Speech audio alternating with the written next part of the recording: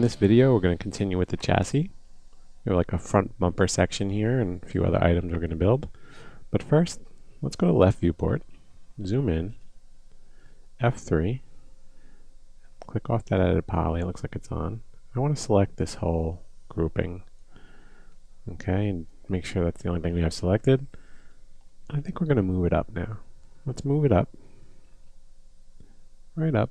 Let's zoom in. You can see the background image right there is about where the frame is. So that looks good. I'm going to go to the, I have my hotkey set as Shift and B for back viewport. And you can see the frame is in the center, the chassis. I'm going to move that out, probably to around right there. And then I'm going to clone that out this way. Roughly 2.5 grid spaces as an instance. Let's just flip it, push it in a little bit. Okay, go to perspective. That looks good. Okay, save your file. I haven't been telling you that enough. We need to save that file often, every 5 minutes or so. I've been saving it when I stop the exercise or the video. Okay, so now we have those sections there. I'm going to go up to Layer Manager. Let's freeze the boiler. Turns gray, that's okay, I'm not minding that. And let's just close that Layer Manager, go back to Chassis Layer. Top viewport. You can see the front right there of the chassis. So let's make this bumper. F3, we're going to start with a rectangle spline, as before. So there's one, meets up with just about the front section of the chassis. I'm going to do a little extension like this. And then I'm going to come really wide with a piece, just like that. Make sure it's roughly at the ends of the furnace, the burner, just like that.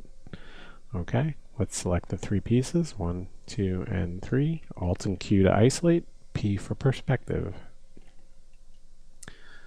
Let's click that first rectangle, convert it to an editable spline by right-clicking on the name in the stack there, editable spline. Let's detach and attach these other 2, which is done. Okay, as before, we did this in an earlier video. We're going to go down to the Boolean tools, spline booleans. Let's click on spline, select that spline. I'm going to use union, Boolean, click and click. Now they're all one big piece, which is what we want. Gonna roll back up. Let's go to vertex.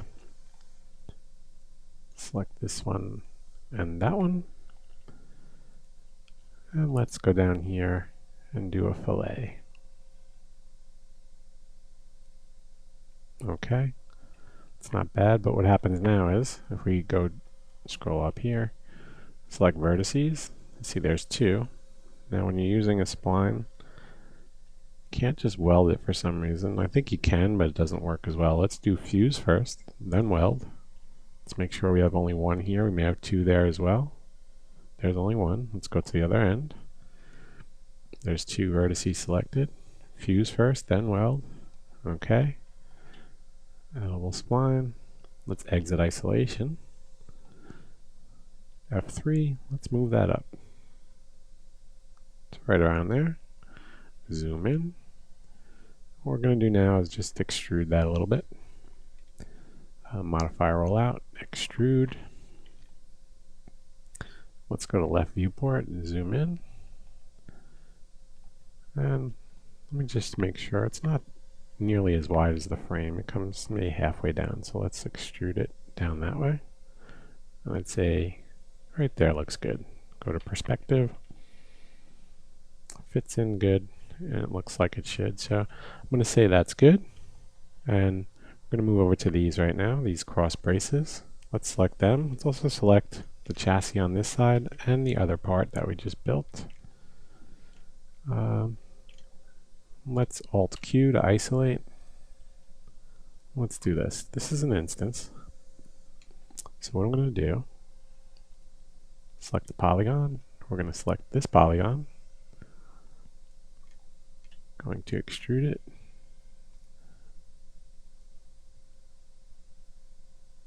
Let's go to top viewport. I'm going to try to go roughly half the distance.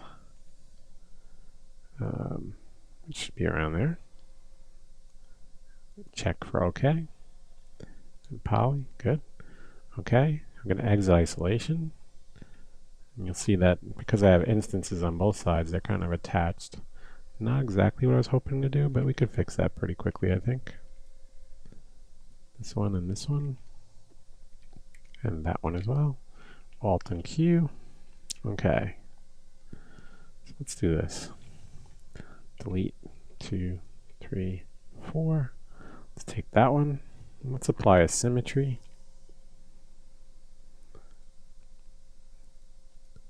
Let's click it for along the Z. Turn off slice along mirror. Click on this little mirror rollout below symmetry. Let's roll it out this way until it's in the center like that. Let's exit isolation. That looks better. That looks pretty good. Let's go P for perspective. That was orthographic or user view. It's a little disorienting sometimes when you look at it. Okay, I think with that, we're going to pause this video and continue with a few smaller pieces that go around the chassis in the next video. And we'll pick it up there.